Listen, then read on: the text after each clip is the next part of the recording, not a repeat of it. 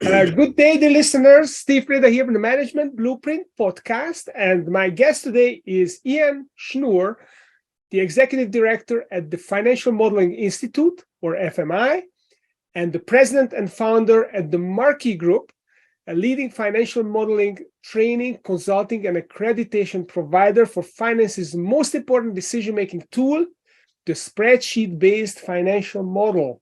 So, Ian, welcome to the show. Thank you, Steve. It's a real pleasure to be here. Thanks for having me. So if this recording happened 20 years ago, I would be extraordinarily excited because I loved, at the time I was doing a lot of financial modeling and I was very, very into it. I'm not as into it today, but I'm still excited about having you on the show and kind of bringing me up to date with what's happening in the financial modeling world. Yeah, sure. So tell me, how does one become a financial modeling entrepreneur? How did you get here? Yeah, it's a great question. I would describe myself as an accidental entrepreneur. It was, as I'm sure, I'm sure it is the case for a lot of entrepreneurs. Is you didn't grow up and at 5 years old say, I want to become an entrepreneur. I don't know that many people do that. I thought I was going to adopt a very corporate, based on my background and my personality. I thought I would be a corporate person for my whole career, but I was always very interested in paying attention to what I was thinking and listening and being adaptive to change. So I started my career as an investment banker. As you mentioned, I spent 6 years in banking. At the time, all banks trained all their own people. So every year, a new cohort would come in, a bunch of new juniors would come in, and they would call, people that were a little older like me to train them. And every year they'd say, "Hey, Ian, the new guys are coming. We need you to train them." And I'd say, "Okay." So, I'd be working very hard, and then for a couple of weeks in the summer, I would be teaching all the new hires that had joined us. And then, people always ask me, how did you decide to leave banking? Well, I actually didn't. That was an easy decision. That decision was made for me. It was just, I always tell people that if you stick around in banking long enough, someone's going to make that decision for you at some point. It was just after 9/11. I was working at Citibank. There were cuts every week. They were cutting offices, cutting groups, cutting people. And our team got cut towards the end of 2001. So the decision was not, should I leave? The decision was what to do next. And I had a couple of opportunities to join other banks right away, but it didn't feel right. And I'm really glad I listened to myself. I didn't feel ready to jump back into another banking role. And I paid attention to what my body and my mind were saying. I thought about it, and I thought about what could I do and what did I like to do. I always loved teaching. That's how I got through university. I tried to tutor people. I liked teaching and I liked modeling. And I thought maybe I could try offering up the service to run training and modeling training and even some modeling consulting. So I did that. And I thought I'll do it for 3 months, 6 months. I'll take, just take a break from corporate life. I'll take a break for 6 months and then I'll go back. Well, it's been 20 years. I haven't gone back yet, but such is life. So it was in a circuitous way. That's how it happened. It's so fascinating to hear that, because I kind of was a very similar situation. I was at ABN AMRO Bank, which was one of the competitors of Citibank at the time. I think I got the axe about a year later than you did, in 2002, September 6th, I think it was. And I relished the opportunity to actually get out and do something else and do my own thing. So anyway. You decided to teach people and to stay with financial modeling and get into it. And what I'm really curious about it is, how did you turn it into a business? So it's one thing to do some modeling on the side and get some clients and teach people, but to actually turning it into a business and growing it and make it a scalable business, it's a much harder proposition. So what happened then? Yeah, no, I appreciate you recognizing that, because you're right. Like a lot of teachers and trainers, when I started doing this 20 years ago, I was a solopreneur. I like to say it. I was my own. It was a one-man operation. And then eventually after a few years, I hired, an associate to help me with, administration and logistics. So it was me and her working together, but it was essentially still a solopreneur. And it's a great question. Probably the most difficult decision in 20 years, probably the most difficult decision that I ever made and the most difficult change to ever make was to go from one primary person at the firm, me, to another one. And in fact, I ended up bringing two people in at the same time, two partners. So we went from 1 to 3. Honestly, everything from that point on was much easier. But that first decision to try to take a risk and scale was daunting, difficult, and scary, because when you're a solopreneur, you generate revenue, but you take all the cash is yours. You generate cash, you make sales, and it all goes to you, or you pay some bills, but mostly it's all your money. The decision to bring in partners meant suddenly I was going to be distributing a lot of cash to them, paying them as well. And I didn't know if it would be successful, but I decided that, so for 7 years, I was on my own teaching. What happened was we're all creatures of necessity. It got to the point where the demand was so high, I was teaching so much that I really had no choice. In the world of corporate training, people always use 100. 100 is a key number. That's often a number of days that a corporate trainer attempts to hit every year, right? It doesn't sound like much, but hitting 100 days of training means you're on average 2 days a week running a course, but there's a lot of travel and a lot of administration and a lot of business development. So it's a lot to hit 100 training days a year. Well, I had a couple of days where I was doing 150, 160 days a year. It's very physical. I thought I was going to die. And so I really thought I had no choice. And the only way I could keep it going was to try and bring in some partners. And so I made the decision to try. That was the hardest part. And then when I brought them in, I found a couple of great guys. All my clients said, "That's amazing, Ian. It's really great. You really need some more people to help and more people to run courses, but you're still going to run all of our courses forever, aren't you?" And I said, "Oh, of course, I will 100% always be your training person because it's a very personal business."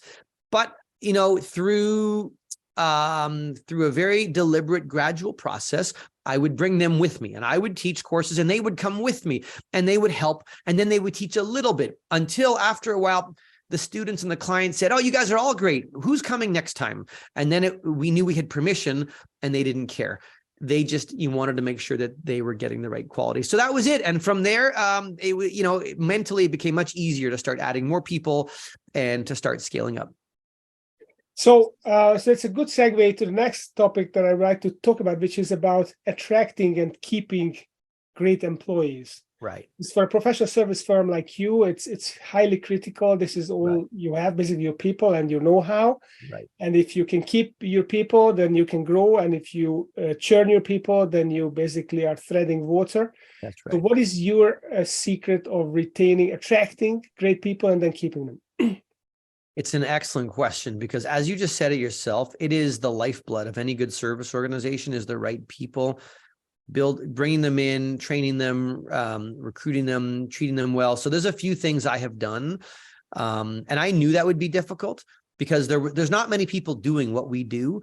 Put it in perspective. It takes us, when we bring in, experienced people to become a new trainer with us, it takes 1 to 2 years for us to fully train them so that they're up to speed to teach any of our courses. So it's a long investment period. So we don't want to see them coming and going. So these are some of the things I've done to try to, and by the way, our turnover has been extremely low. It has been very, very rare. We've lost a few people over the years, over 20 years, very, very, very low turnover. And I think it's come down to a few things. I know these are buzzwords that people hear all the time. And then I'll share with you some of those buzzwords, but then I'll tell you one technique I've used that I think has also worked. The first couple things are treating people as equals. For at least everybody I treat as equals, but certainly those that are going to be fellow instructors, fellow principals. Our title is principals. I treat them as equals. Like to give people a long rope to, I definitely do try very hard not to micromanage. People have have expectations around teaching courses at a certain date. They have to get themselves up to speed. So give people a long rope, treat people with respect. I've always been a big fan that you need to treat everybody extremely well. It doesn't matter if it's the person that collects the mail or the janitor. I try to speak to everyone and ask how they're doing and check in and find out how their family's doing. And people really appreciate, I think, being spoken to and included as though they're a key part of the team, like a family. And that has gone a long way to keeping people happy. So being respectful and being curious, asking people about themselves has really helped. A second thing is including a lot of humor. We like to joke around. We work very hard, and we teach finance to prominent firms all over the world, but we don't like to get ahead of ourselves. We still like to have fun. We like to have a good time. We like to joke around, be real. Nobody likes big ego. There's no ego on our team. So we like to have fun and joke around, which is critical to our culture. And the third thing is for our partners, for the principals that are teaching, and I knew it would be so hard to replace them, and it takes a long time to train them. One mechanism I've done, and I know you want to talk about this, is I decided early on that in order to keep them, and if they were going to be teaching and helping to grow the business, they had to be rewarded for that. And I made a decision early on that I would give all of our partners equity. So they're not buying it, they are given. It's a very interesting type of equity, but they are granted it and given it to motivate them to help build and create value for the company. Okay, so we're going to get into this in a minute, but I really like the ideas that you shared about attracting and keeping people. You said treat them as equals, at least the principals. Obviously, if you have juniors, they are not your equals, but you can still treat them with respect. Make sure you take care about them. You check in with them. You take an interest in their personal well-being. Is I think what you said. Yes. Give people a long leash, so don't micromanage people. And I love the humor piece. This is something I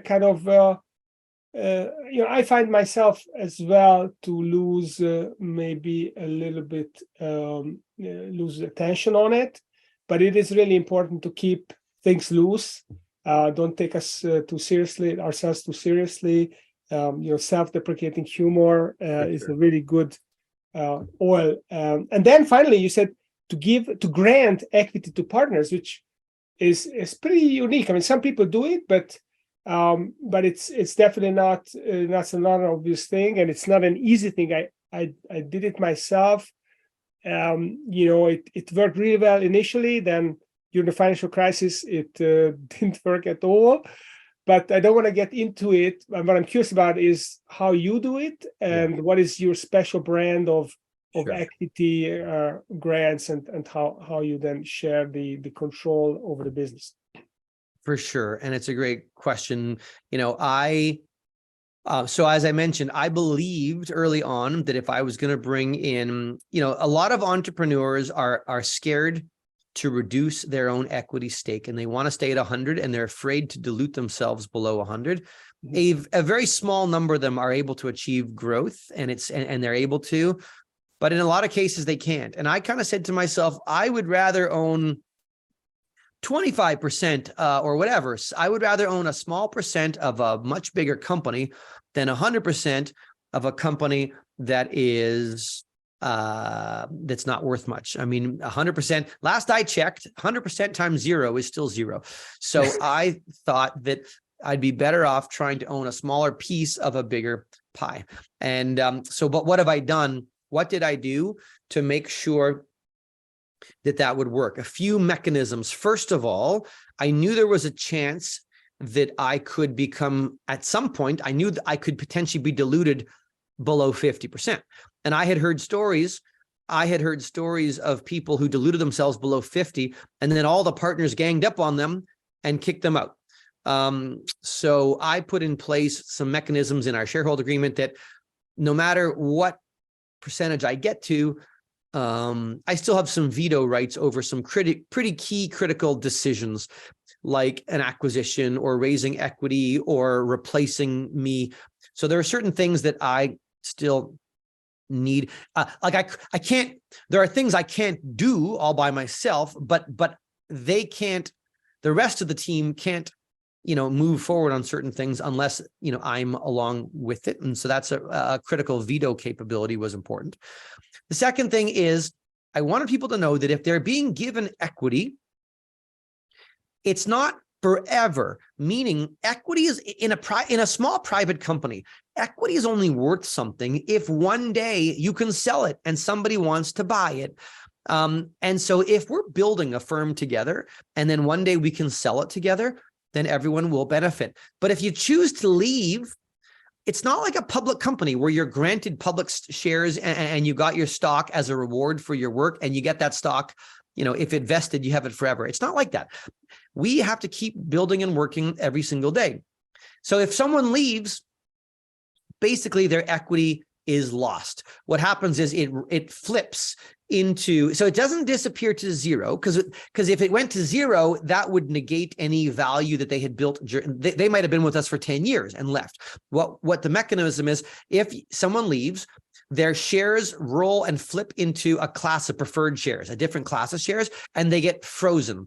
So the value on the departure date is the highest that they would ever get. So if they get frozen, let's say at $1,000, I'm making up a number, on the day they leave, they get frozen at 1,000 in a separate class of shares. And then one day down the road, if we ever sell the company, it doesn't matter what they would have been worth on the sale date. The maximum they get is what we said they were worth on their departure date. And that is what we've done, because that means we can now issue more equity to new partners. I never wanted to be in a situation where a lot of senior partners left holding most of the equity and you had a few juniors owning a little bit of equity running the company.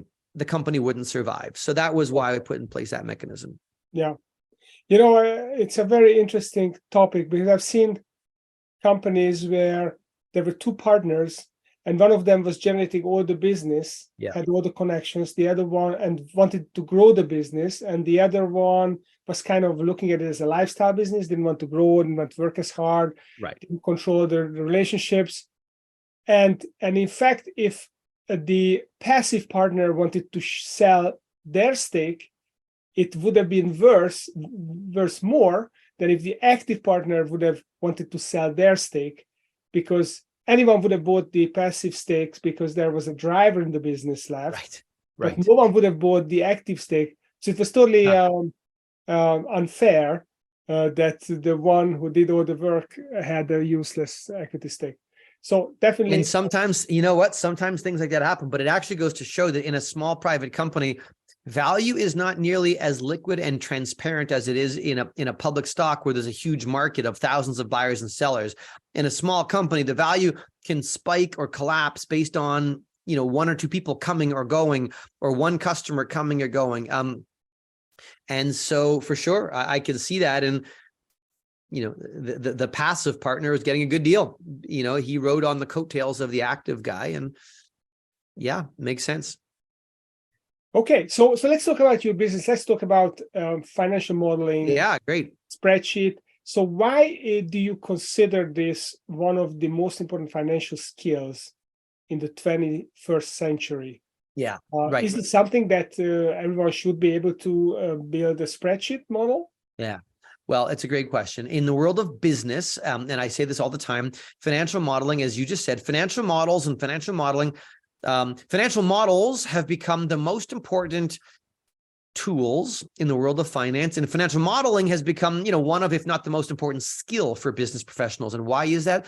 It's because financial models have become the most important decision-making tool in pretty much all of business. Every major decision that gets made these days in the world of finance, accounting, business, if done properly, is made on the back by referencing and using a financial model. So critical decisions used in big companies, like should they take on more financing? Should they take on more debt? Should they make an acquisition? Should they divest part of their business? Should they embark on a joint venture, a partnership? Should they grow the company? Or any critical major decision about the business should be based off the insights and results from a financial model. And that's why I say that it's so critical. If you are working in a business environment, you either need to know how to build a model or just how to read one, to review one, to check one. You have to have juniors on your team that know how to do it, because it's going to be used religiously in so many critical decisions. Yeah. But I mean, that's not necessarily an easy thing. I mean, when we did the financial modeling in my investment banking firm, Right. sometimes these models would be, 30, 40 pages long. I mean, you can still do a one-page model, but the real, often the real intricacies could only be reflected in a more detailed model. So what is the difference between these two, the kind of the simple model, the detailed one, and what is the illusion of accuracy that you also like to talk about? Let's back up. So what is a model? First of all, when I talk about financial models using to make critical decisions, what is it? It's simply a spreadsheet. And the way most people in the world of corporate finance are using the term financial modeling, all we mean is you are building a forecast, right? All we're doing is building a forecast, usually of a company, but the forecast could also be of a division, of a business line, of a project. We are building a forecast of a company's financial performance, of their financial statements. So usually forecasts are 5 to 10 years. That's the most common length. It doesn't have to be. Some are shorter, some are longer. But all we're doing is building a forecast. We're forecasting the income statement, cash flow statement, balance sheet. We're forecasting all of their revenues, their operating costs, their debt, all the pieces, all the various elements, the numbers we are forecasting, and then rolling that into a integrated 5-year forecast on the financial statements. That's it. So that's what we're doing. So given that that's what we're doing is building a forecast, and that's because we use the forecast financial statements to make these critical decisions. But what's never standard in a financial forecast is the level of detail that gets used. That comes down to the proficiency of the modeler himself or herself to decide what's the appropriate level of detail to be used in the spreadsheet. As an example, if I was modeling a company that had 300 employees, okay, think of your spreadsheet. Let's say I was modeling a company that had 300 employees, and I was trying to forecast labor expenses for the full year. What would the labor expense be? I have multiple ways I could do that, but there are two extremes. The simplest way I could forecast labor expense is by looking at the total labor expense last year. Let's say it was $10 million.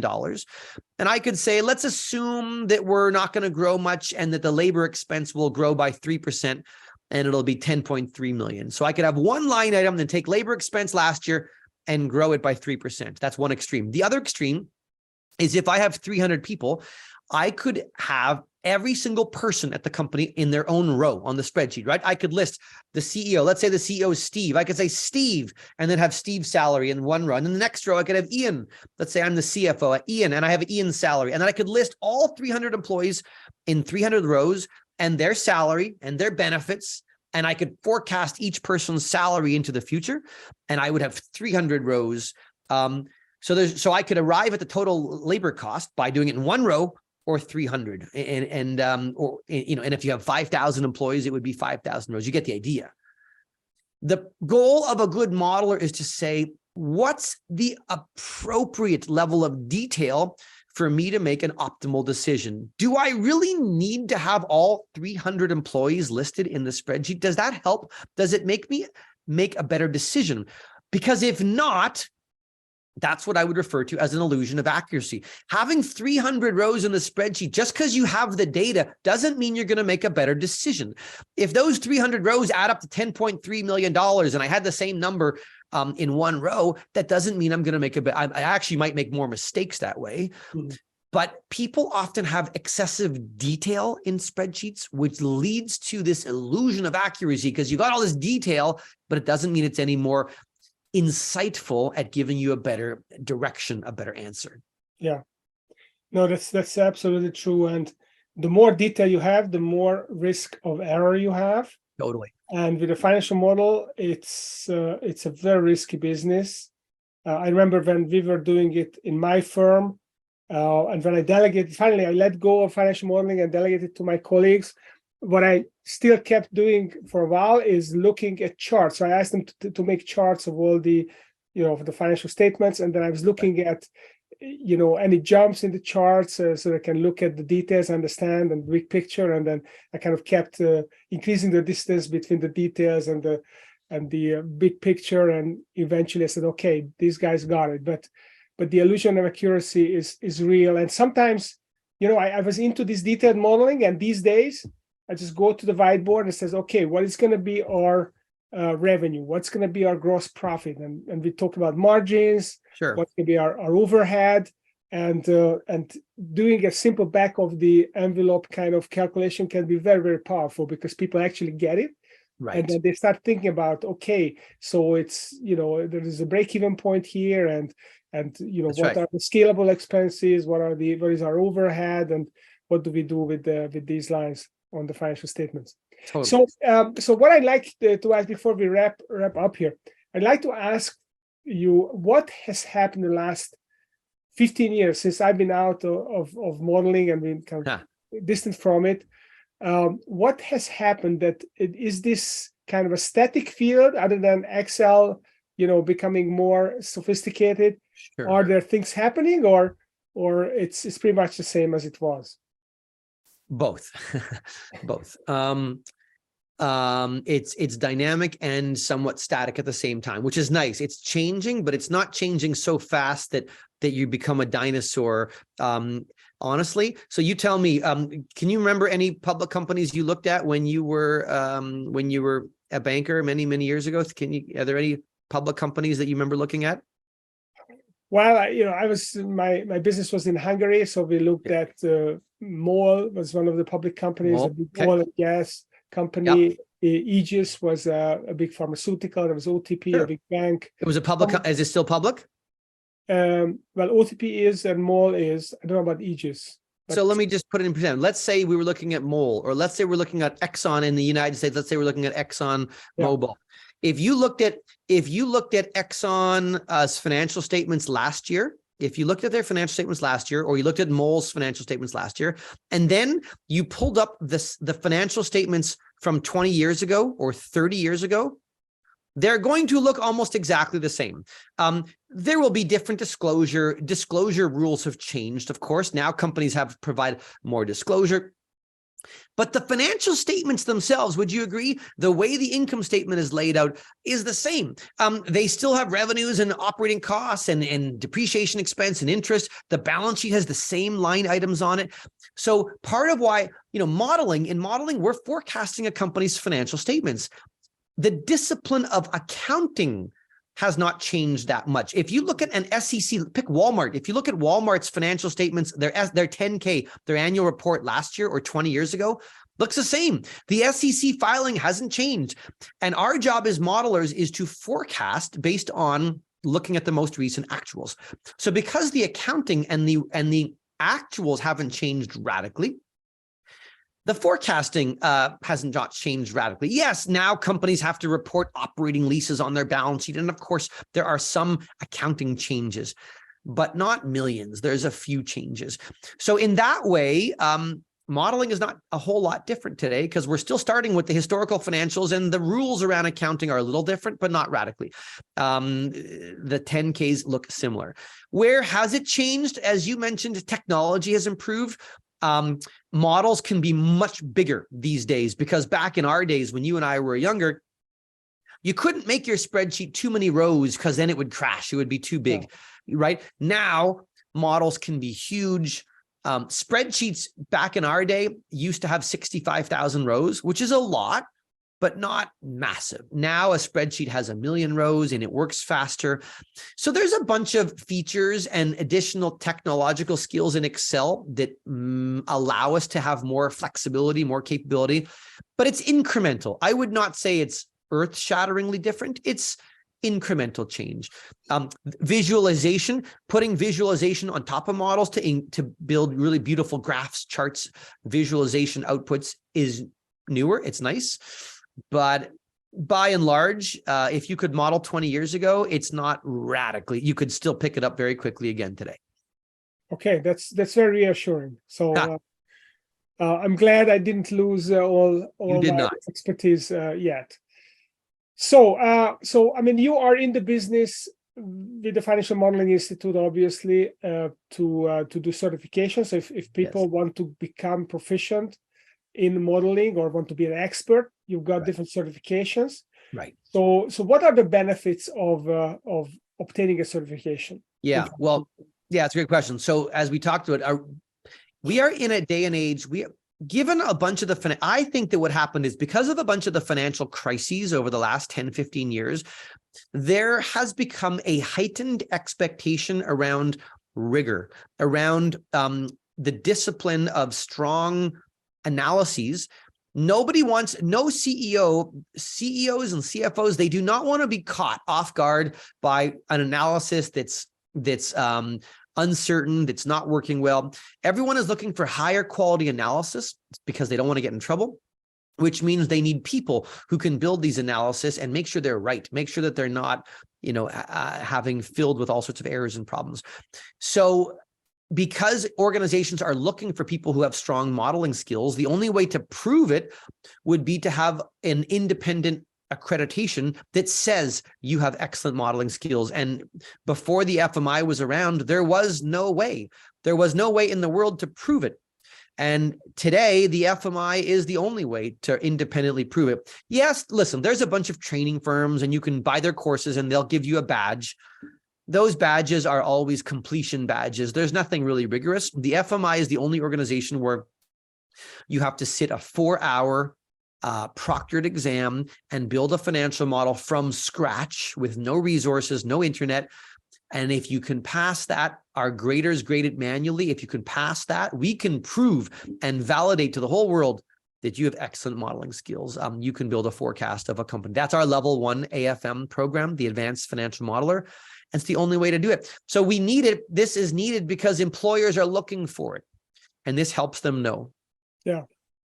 Well, I almost feel the urge to enroll in one of your courses, but then again, I don't really have time for that. But anytime you let me know, we'll get you in there anytime. I want to see you bolster your modeling skills again. So I was originally attracted to investment banking because I thought modeling was so fascinating, and being able to value the company and look at the future cash flows and scan everything back, it looked like magic. So anyway, so thank you for your information. Definitely, I recommend financial modeling. I still run my own real cash flow statement, so I see 9 months ahead in my own cash flow. I have no surprises unless I get an unexpected bill from an unexpected government institution.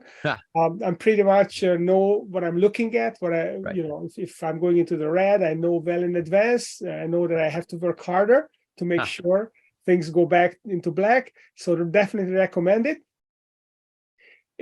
So if people would like to get certified or they would like to learn more about the services that FMI is providing and the Marquee Group is providing, or they want to talk to you, where should they go? Where can they find you guys? Great. That's a great question. I mean, I'm active on LinkedIn. It's Ian Schnoor, IAN, and then SCHNOOR. I'm easy to find on LinkedIn. I often try and put out, I've been putting out videos and a video series on things like why your balance sheet doesn't balance. So you can check my LinkedIn page and look for videos that are free there. You can easily find me as well by email. You can find the Financial Modeling Institute. It's fminstitute.com. Again, fminstitute.com. Check out our programs. Our level 1 accreditation is what I described. It's the Advanced Financial Modeler, the AFM, the 4-hour rigorous exam. I wouldn't even worry about the ones higher than that at this point. That's the first one. We also now have an early entry program called our Foundations program, which might be appropriate for some people. It's much gentler. It does not prove you have strong modeling skills, but it shows that you're attaining an interest. You're building your skill set. It's called FMI Foundations. So these are all things you can find on our website. We have learning materials, dozens of videos, 12 hours of videos to really show people the way to build these modeling tools. And that's our focus is at the FMI. At the Marquee Group, that is a training business. We have a wide range of courses, some self-study, some live. It's themarqueegroup.com. And you're welcome to check those out. It's a traditional training business. You can get a participation badge when you're done. We don't look to provide rigorous testing, but it's great content that if you're welcome to check out. So yeah, that's how you can find me, and I hope to be in touch with some of your listeners. Excellent. So thank you, Ian. So Ian Schnoor, the executive director of the FMI Financial Modeling Institute, the founder and president of the Marquee Group. And if you'd like to get the transcript of this conversation, then visit mbppod.com, Management Blueprint Pod, mbppod.com. You can find the show notes. You can find the transcripts of this and earlier episodes and future episodes. And if you'd like a custom business operating system for your business that will take it to the next level, to the top of the mountain, then check out my website, stevebreda.com. So Ian, thanks for coming on the show. It was excellent to walk down memory lane and talk a little bit about financial modeling. I hope our audience enjoyed it as much as I did. And thanks, Steve. It's been a real pleasure to be here. Thank you for having me. It's a real pleasure to be here, and look forward to being in touch. Thank you.